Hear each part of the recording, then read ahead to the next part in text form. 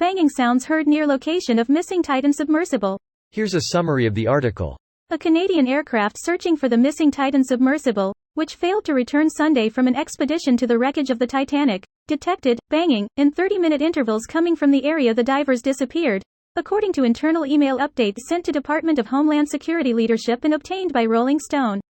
RCC Halifax launched AP-8, Poseidon, which has underwater detection capabilities from the air, the DHS emails read.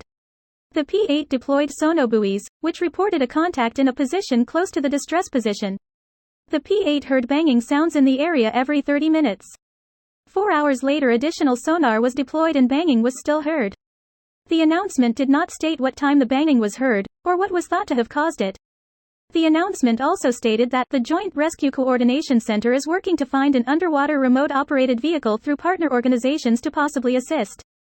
Previous reports on the search for the missing submersible have stated that the Navy's manned rescue craft can only descend about 2,000 feet underwater, and that if the divers were discovered closer to the approximate 13,000-foot depth of the Titanic wreckage, an underwater drone, or remote-operated vehicle, would be necessary to reach them. An email sent Tuesday afternoon from the president of the Travel and Research Group, the Explorers Society, stated, "It is being reported that at 2 a.m. local time on site that sonar detected potential tapping sounds at the location, implying crew may be alive and signaling." The Boston Coast Guard, which is leading the rescue efforts, did not immediately reply to a request for comment on the reported tapping sounds. A massive search and a race against time has ensued, since the craft reportedly had just 96 hours worth of oxygen available when it began its trip. At a press conference Tuesday afternoon, the Coast Guard announced that search efforts have not yielded any results. A DHS official told Rolling Stone that as of 5 hours ago the Titan still had 40 hours of oxygen left and stated that the situation looks bleak, adding that they believe the banging was coming from the craft, but that haven't heard any noise since yesterday. This post received a score of 12,000, with an upvote ratio of 94%. Here are the top comments in response to this article. End of article. Noise hasn't been heard again. A DHS official told Rolling Stone that as of 5 hours ago the Titan still had 40 hours of oxygen left and stated that the situation looks bleak, adding that they believe the banging was coming from the craft, but that haven't heard any noise since yesterday. Crews searching for the Titan submersible heard banging sounds every 30 minutes Tuesday, according to an internal government memo update on the search. 4 hours later, after additional sonar devices were deployed, banging was still heard, the memo said.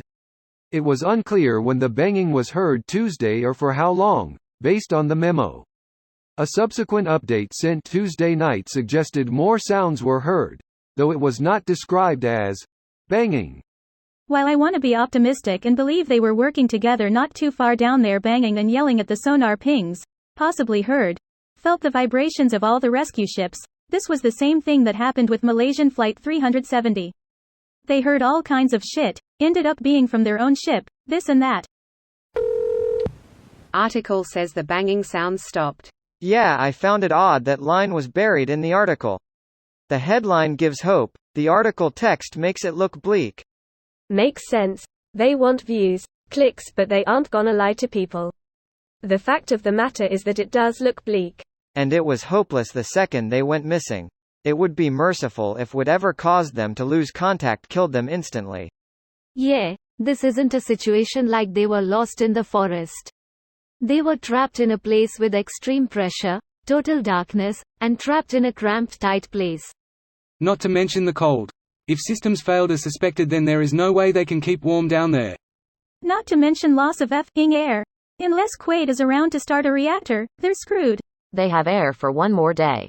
Does that take in consideration panicking and crying? Can't imagine they'll ever find this thing. It's a needle in a very large haystack.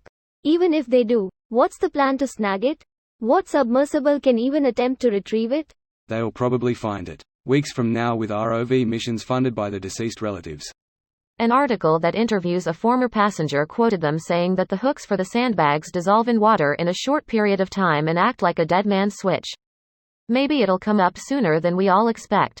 So there was no dead man's switch for the vessel to come up as soon as it lost control? Man, that thing should have been equipped with at least 2 if not 3. Oh shit. Buttons that bring them back to surface. This video was automatically created by Reddit to speech. The article and comments in this video were selected from Reddit according to their upvotes, and any paraphrasing was performed by smmry.com, without any human intervention.